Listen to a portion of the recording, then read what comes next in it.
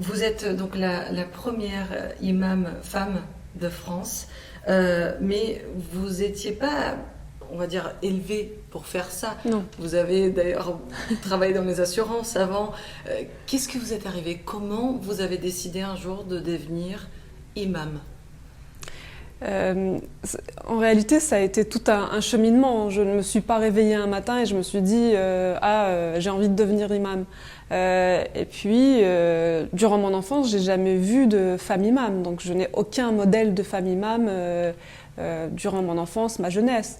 C'est plutôt tout un cheminement. C'est surtout ce cheminement vers la spiritualité, vers ce retour sur soi et la découverte, et l'approfondissement de ma connaissance du soufisme, qui est la spiritualité musulmane, qui m'a permis de découvrir aussi des auteurs, des penseurs soufis, des grands mystiques comme Ibn Arabi. Et là, je me suis rendu compte que finalement, cette question de l'imama, de la femme, a été beaucoup débattue, étudiée, qu'à une certaine époque, il y avait vraiment un vrai débat entre les juristes, entre les mystiques, entre les philosophes, sur la possibilité pour une femme de devenir imam. Sauf que, malheureusement, l'islam ou la pensée musulmane a connu une régression, et donc c'est ce qu'on a connu plutôt ces derniers siècles, ce qui a fait que cette question de l'imama de la femme a été complètement éclipsée des débats des savants religieux, et c'est devenu presque un interdit. Même si ça ne l'est pas, en fait, comme ce n'est pas pratiqué, les gens pensent que c'est un interdit.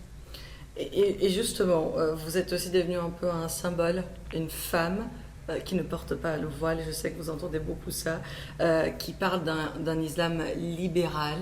Je sais qu'il y a beaucoup de personnes en ce moment même en France qui questionnent votre légitimité. C'est quoi votre message à ces personnes-là? Qu'est-ce que vous avez comme message à passer? Eh bien, le message à passer, c'est d'abord une invitation à revenir au fondement, au texte fondateur de l'islam. D'abord, le texte coranique n'interdit absolument pas à une femme d'être imam, et en réalité, il ne parle absolument pas de cette fonction. C'est une fonction qui a été créée plus tard pour organiser le culte musulman. Et puis après, quand on revient à la tradition prophétique elle-même, on va trouver l'exemple, le modèle d'une femme qui a été désignée par le prophète lui-même pour être imam. Mais il se trouve que les lectures patriarcales et la tradition les interprétations des textes qui ont été faites pendant des siècles par des hommes, et seulement par des hommes, a abouti à cette idée que la femme ne peut absolument pas être imam, parce que en fait, tout ce qui concerne la femme dans cette fonction a simplement été mis de côté. Et vous prêchez, vous parlez d'un islam différent, un islam libéral, un islam de lumière. C'est quoi votre islam à vous? Mon islam à moi, si on peut parler de mon islam à moi, en fait c'est juste une métaphore que j'utilise pour dire que l'islam est d'abord une spiritualité, comme toutes les religions. C'est d'abord un cheminement intérieur qui nous amène d'abord à une meilleure connaissance de nous-mêmes, et puis à nous questionner sur notre rapport au monde et à l'altérité qui nous entoure. C'est pour ça que j'utilise le mot « mon islam ». Et puis c'est peut-être aussi un petit peu une revendication pour dire que l'islam n'appartient pas au courant intégriste ni à l'islam politique, que chaque musulman a le droit d'avoir son propre rapport au texte et à sa religion. C'est une époque assez intéressante, je veux dire pour faute de mots plus appropriés, une époque assez intéressante d'être musulman en France. On a vu tout un tas de questions qui ont été débattues ces derniers mois. Le président Emmanuel Macron a dit que c'est une religion en crise, et vous utilisez la même expression dans votre livre. Vous êtes d'accord avec le président? C'est une religion en crise aujourd'hui? Oui, indéniablement, l'islam en général, sur le plan international, dans les pays musulmans eux-mêmes, l'islam est en crise. Oui.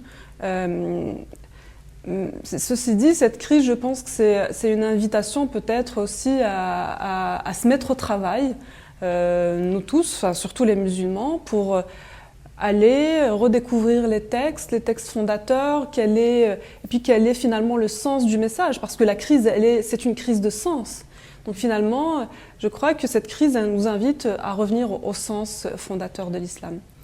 Ici, en France, le gouvernement d'Emmanuel Macron a proposé tout un tas de mesures, notamment une charte des valeurs républicaines à être signée par des représentants de la foi musulmane en France. Vous avez dit que vous n'alliez pas signer, que la mosquée Fatman n'allait pas faire partie de cette charte. Pourquoi ? Bien. Alors, pour revenir à la charte, sur le fond, je pense qu'il y a des idées tout à fait intéressantes. Voilà, il n'y a pas grand-chose à redire. C'est pas le sujet, mais c'est sur le principe. Déjà, nous n'avons pas été consultés au départ pour l'écriture de ce texte de charte. Donc, nous n'avons pas été consultés. C'est difficile de signer un texte pour lequel on n'a pas participé. Le débat actuellement porte sur l'espace de l'islam en France, du rôle de la religion en France. Comment donc régler cette affaire? Comment créer un islam français, si c'est possible? Bien sûr, il est tout à fait possible de créer un islam de France parce que institutionnellement, nous avons besoin de créer des institutions représentatives d'un islam de France. Ce qui était quand même pas tout à fait le cas jusqu'à aujourd'hui, puisque le CAFCM représentait plutôt un islam consulaire, c'est-à-dire un islam qui était financé et géré par des pays musulmans comme l'Algérie, la Turquie, le Maroc ou alors les pays du Golfe arabique. Et oui, il est tout à fait souhaitable aujourd'hui de faire émerger réellement un islam de France qui soit aussi financé par des flux financiers internes à la France, et puis avec des lectures aussi et des interprétations des textes qui émergent aussi de penseurs français et des musulmans de France. Et c'est ce que nous essayons de faire. Une partie que j'ai trouvée hyper intéressante dans votre livre, parmi plusieurs passages, où vous parlez de cette idée de réformer cette religion en utilisant les atouts, l'intellect, la rationalisation des textes pour la mettre dans un contexte actuel, contemporain, la réalité des musulmans d'aujourd'hui, qui est justement quelque chose qui n'est pas fait dans certaines parties du monde. Est-ce que c'est là pour vous la clé? C'est de donner aux personnes actuellement ce qu'il faut et le pouvoir pour qu'ils puissent eux-mêmes, on va dire, reshape, redonner une forme à cette foi, à cette expérience? Oui, bien sûr. Nous parlons d'une crise de sens au sein de l'islam. Eh bien, je crois que cette crise provient surtout du fait qu'il y a une sclérose de la pensée musulmane. C'est-à-dire qu'aujourd'hui, nous vivons encore sur une pensée qui a été produite au Moyen-Âge. Les écoles juridiques de l'islam, aujourd'hui, où toute la partie normative de la religion musulmane, elle émane d'une pensée médiévale. Aujourd'hui, ce n'est plus possible.